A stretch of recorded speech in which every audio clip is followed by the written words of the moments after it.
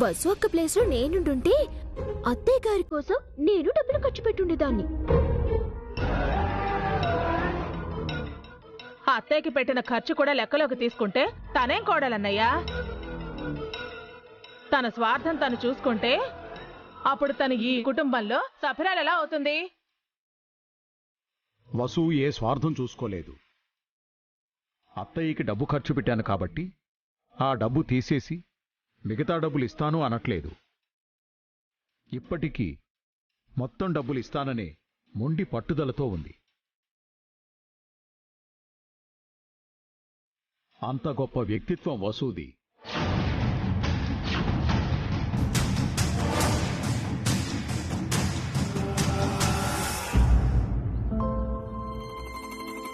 స్వామి, నీ మీదే భారం వేశాను. ఎంత కష్టమైనా పడతాను. గడువులోపు మిగతా డబ్బులు సంపాదించేలా ఆశీర్వదించు. నన్ను గెలిపించు. ఎక్స్క్యూజ్ మీ, ఎవరు?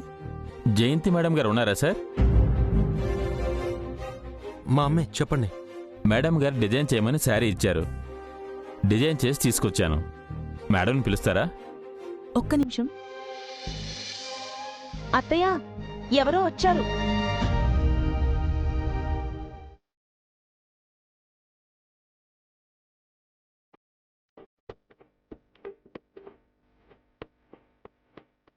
నమస్తే మేడం, మీ శారీకి డిజైన్ చేసి తీసుకొచ్చాం, ఒకసారి చూడండి.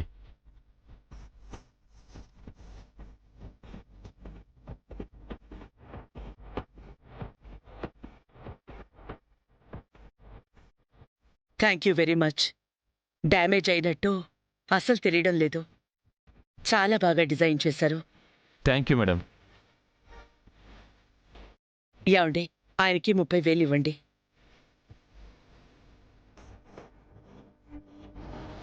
Thank you sir.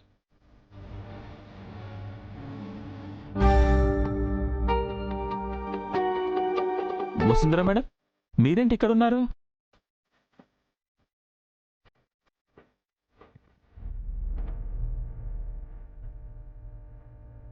మీరు? నేను మేడం, మొన్న ఆన్లైన్లో మీ ఫోన్ నెంబర్ చూసి శారీ డిజైన్ చేయమని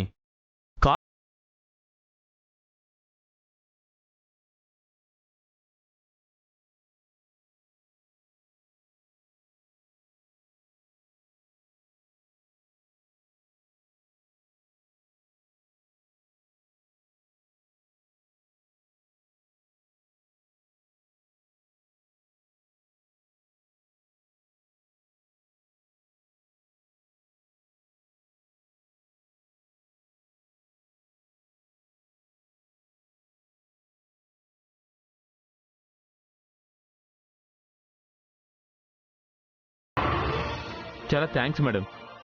ఇకపై మాకు వచ్చే డిజైనింగ్ ఆర్డర్స్ అన్నీ మీకే ఇస్తాం. వెళ్ళొస్తాను మేడం.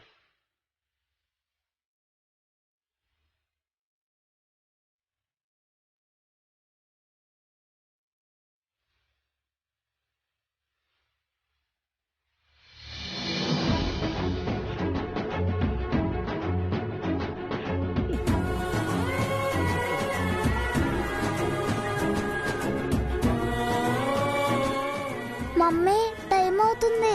నానమ్మకి డబ్బులివ్వు.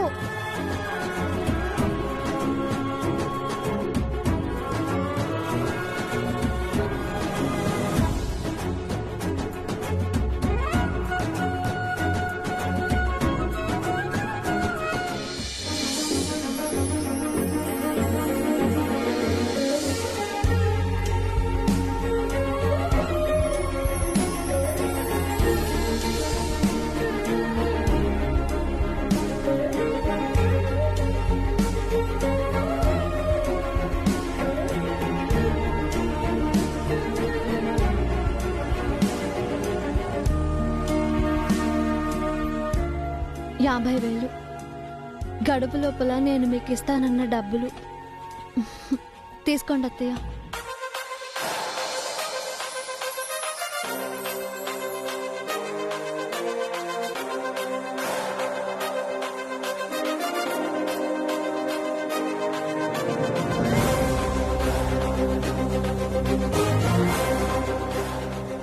నేను గెలిచానని చెప్పట్లేదు, మీరే నన్ను గెలిపించారు అత్తయ్య.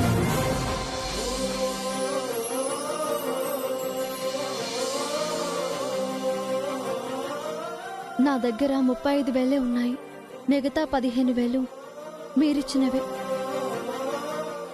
నేను కష్టపడి వేసిన డిజైన్కి బహుమతిగా 15,000 ఇచ్చి నన్ను ఆదుకొని గెలిపించారు. మీ మేలు ఈ జన్మలో మర్చిపోలేనత్తయ్య.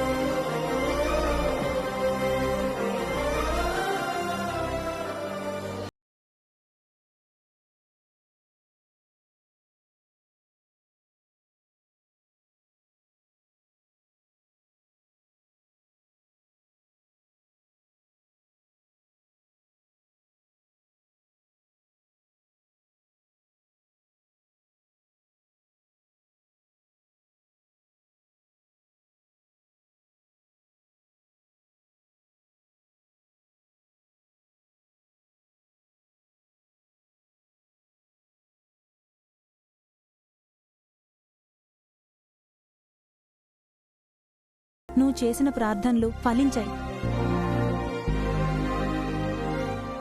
కంగ్రాట్స్ అమ్మా. నీ కృషి, నీ పట్టుదలే నిన్ను గెలిపించాయి. నిజంగా నువ్వు నీ తోటి ఆడవాళ్ళకి ఇన్స్పిరేషన్ అమ్మా. కంగ్రాచులేషన్స్ వదినా, very proud of you.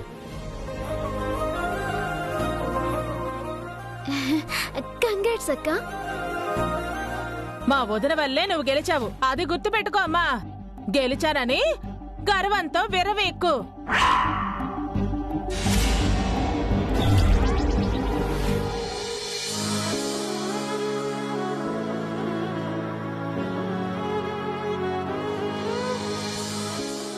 Congratulations అండి. మీరు సాధిస్తారన్న నమ్మకం ఉండేది. సాధించలేకపోతే ఎలాంటి శిక్ష పడుతుందోనని చాలా మదనపడ్డాను. అందుకే మీకు సాయం చేయాలనుకున్నాను, కానీ మీరు తిరస్కరించారు. నాతో గొడవ కూడా పడ్డారు. మొండిగా ఒంటరిగా ప్రయత్నించారు. మీ కష్టం, మీ ప్రయత్నం, మీ పట్టుదల, మీ హానెస్టీ, మీ సిన్సియారిటీ ఇవన్నీ మిమ్మల్ని గెలిపించాయి. Hats off to you. లేదండి, మీ అందరి సహకారం వల్లే నేను సాధించగలిగాను. ఏ మనిషికైనా తన కుటుంబమే కొండంత బలం. ఆ కుటుంబం ప్రోత్సాహం, తోడ్బాటు ఉంటే ఆ మనిషి ఏదైనా సాధించగలడని మీరందరూ నిరూపించారు. అందరికీ కృతజ్ఞతలు తెలుపుకుంటున్నాను.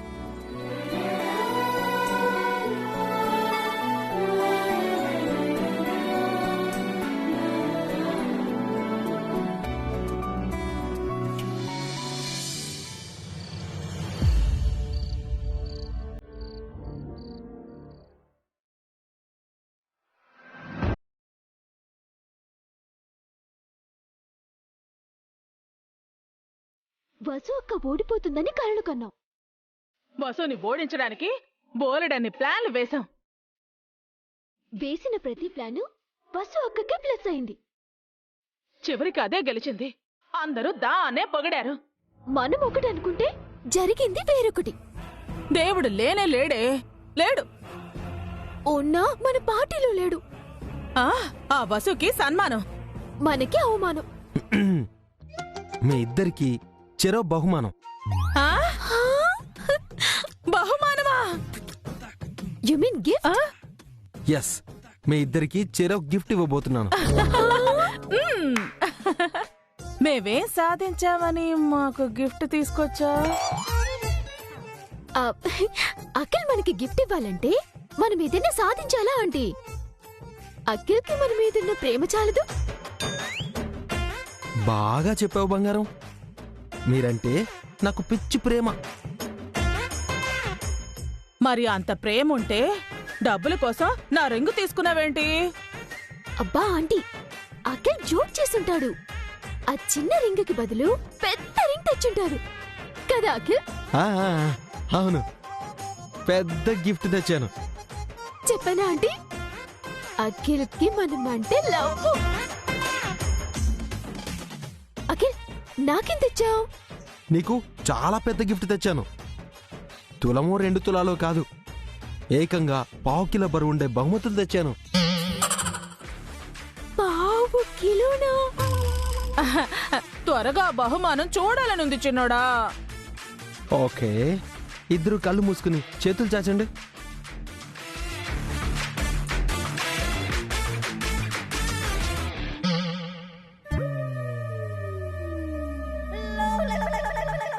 ఇప్పుడు కళ్ళు ఓపెన్ చేసి చూడండి.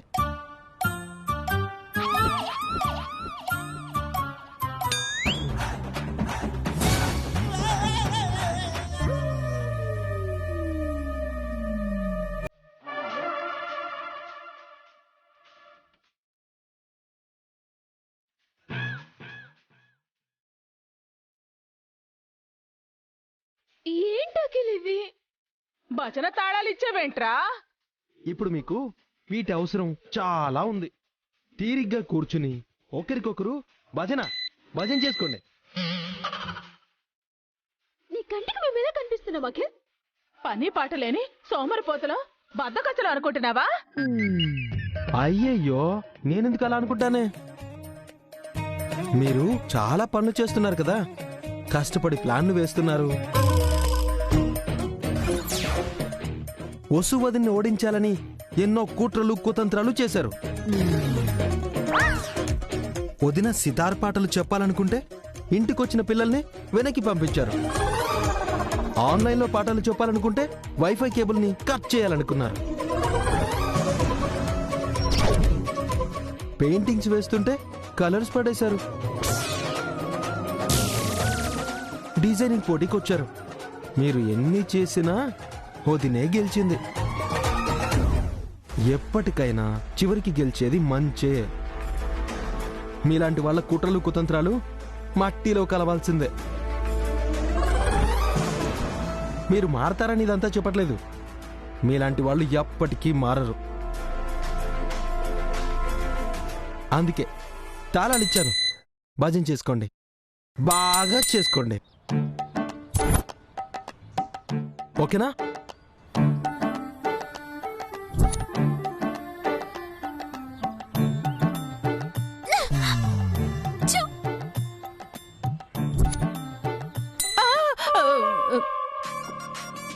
బొసై, వీడికి మనపై డౌట్ మాత్రమే ఉంది అనుకున్నాను, కానీ మనం వెళ్ళవని కన్ఫర్మ్ చేసి వెళ్ళాడంటే. అబ్బా, తనేమనుకుంటే మనకేంటి? మన పని మనం చేసుకుంటూ పోవడమే. ఏం పని? భజన పనా? కాదు, బసు ఒక్క సంగతి చూడాలి అంటున్నాను. ఇంకేం చూస్తామే, అది గెలిచేసింది కదా. అక్కను వెళ్ళగొట్టడానికి అదొక్క మార్గమే ఉందా? ఇంకే మార్గం లేదా? ఇంకేమైనా లేవు అంటే మళ్ళీ అది ఏదో ఒక తప్పు చేయాలి కదా. అక్క తప్పు చేయకపోతే మనమే అక్కతో తప్పు చేద్దాం. అత్తయ్య దగ్గర ఇరికించేద్దాం. బస్సు అక్కని ఇంటి నుంచి పంపించేద్దాం. బాగా ఫ్రస్ట్రేషన్ లో ఉన్నావు. ఓడిపోయిన ఫీలింగ్ అనుకుంటా. అలాగే చేద్దాం, ఆవేశపడకు. ఆలోచించి చేద్దాం.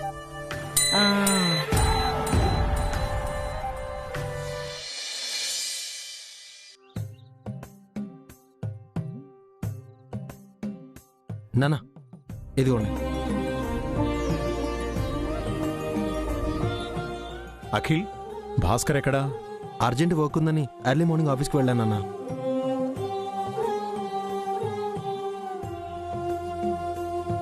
నమస్కారం అన్నయ్య గారు. నమస్కారం అమ్మా. ఎలా ఉన్నావమ్మా? బాగున్నాను అన్నయ్య గారు. కూర్చో అమ్మా. అమ్మా పావని, తులసి గారు వచ్చారు, కాఫీ తీసుకురామ్మా. అలాగే మావయ్య గారు.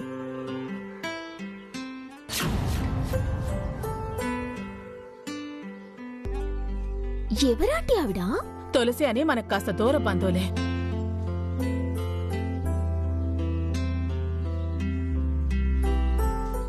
బాగున్నారా ఆంటీ? ఏం బాగోలేమ్మా, కడుపు చించుకుంటే కాళ్ళ మీద పడుతున్నట్టుంది నా పరిస్థితి. ఏమైందమ్మా? నెల క్రితం మా వాడికి పెళ్లి చేశాను కదన్నయ్య. అవును. ఆ కోడలి పిల్ల పెళ్లికి ముందు ఎవరినో ప్రేమించిందంట అన్నయ్య. ఇప్పుడు వాడికి రోజు ఫోన్లు చేస్తూ మా వాడిని టార్చర్ పెడుతుంది. ఎవరు తులసి ఆ పనికి మాలింది? వాణ్ణెవణ్ణో ప్రేమించి మీ వాణ్ణి పెళ్లి చేసుకుని ఇప్పుడు మళ్ళీ వాడితో మాట్లాడటమేంటి? అంతా నా దురదృష్టం సుమంగళి. కోడలు తెచ్చుకోబోయి కొరివిని తెచ్చుకున్నాను. ఏవైనా అంటే నా ఇష్టం అంటుంది. గట్టిగా మాట్లాడితే గృహహింస కేసు పెట్టి కుటుంబం మొత్తాన్ని జైల్లో పెట్టిస్తానని బెదిరిస్తోంది.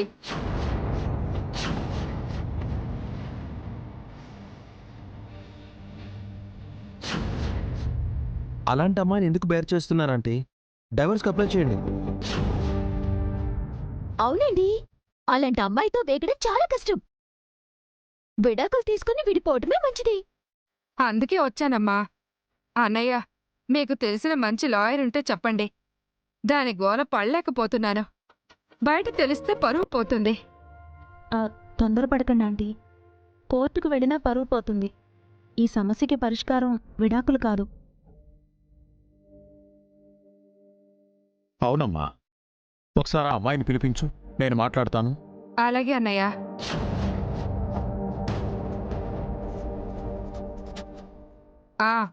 నేను రామ్మోహన్ అన్న ఇంట్లో ఉన్నాను. నువ్వు తొందరగా రామ్మా. అలాగే. వస్తుందంట అన్నయ్య.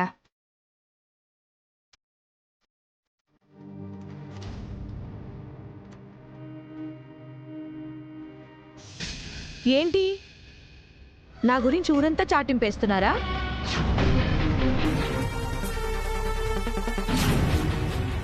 నా పరువు తీయాలనుకుంటున్నావా?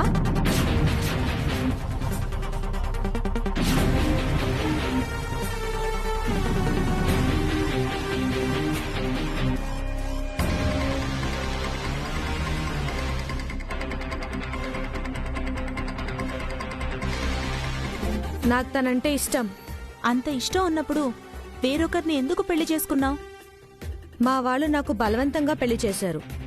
అప్పుడు పెళ్లికి ముందే నీ ప్రేమ విషయం వీళ్ళతో చెప్పాల్సింది కదమ్మా.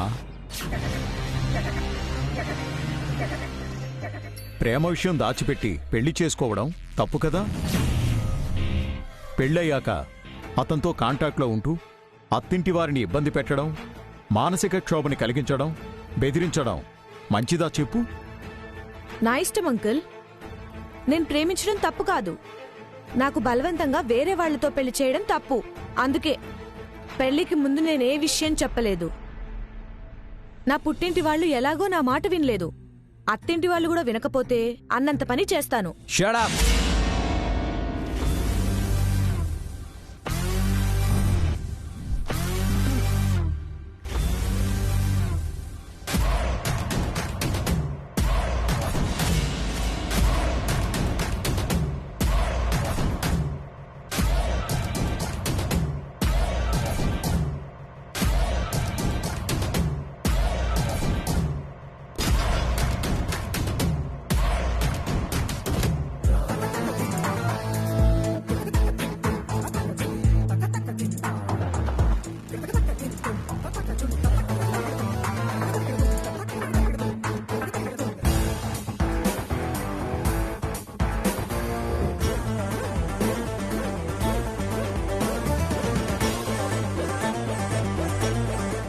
తప్పు చేసిన చాలక ఏంటమ్మా బెదిరిస్తున్నావు?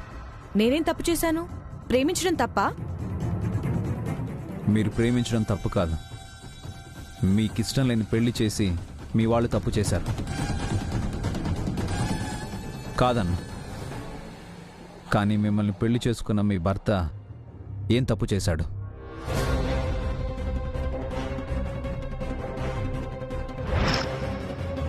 పెళ్లికి ముందే మీ జీవితంలో మరొకరున్నారని మీరు అతనితో చెప్పారా?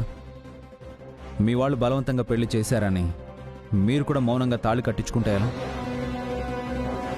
అంత పెద్ద నిజాన్ని దాచిపెట్టి పెళ్లి చేసుకోవడం తప్పు కదా?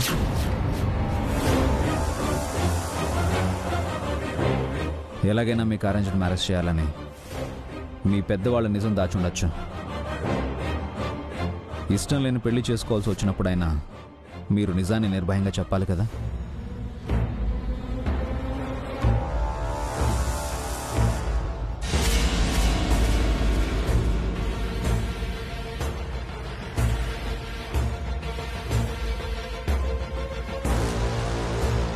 తన పెద్దవాళ్ళు చెప్పొద్దని బెదిరించారేమో.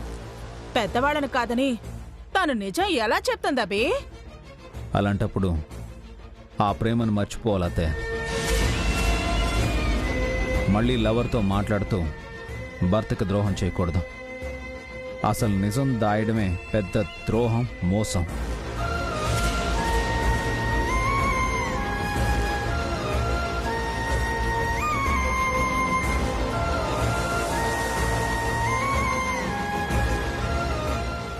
వేరొకరిని ప్రేమించి మరొకరితో పెళ్లి ఫిక్స్ అయ్యాక చేసుకోబోయేవాడి పీక కోయడం, లేదా పెళ్లి చేసుకొని లవర్తో కలిసి భర్తని చంపడం దారుణమైన నేరం. తను కూడా అదే తప్పు చేస్తుంది. కట్టుకున్న భర్తని, అత్తింటి వారిని మానసికంగా చంపేస్తుంది. ఇది కూడా హత్యతో సమానమే అత్తయ్య.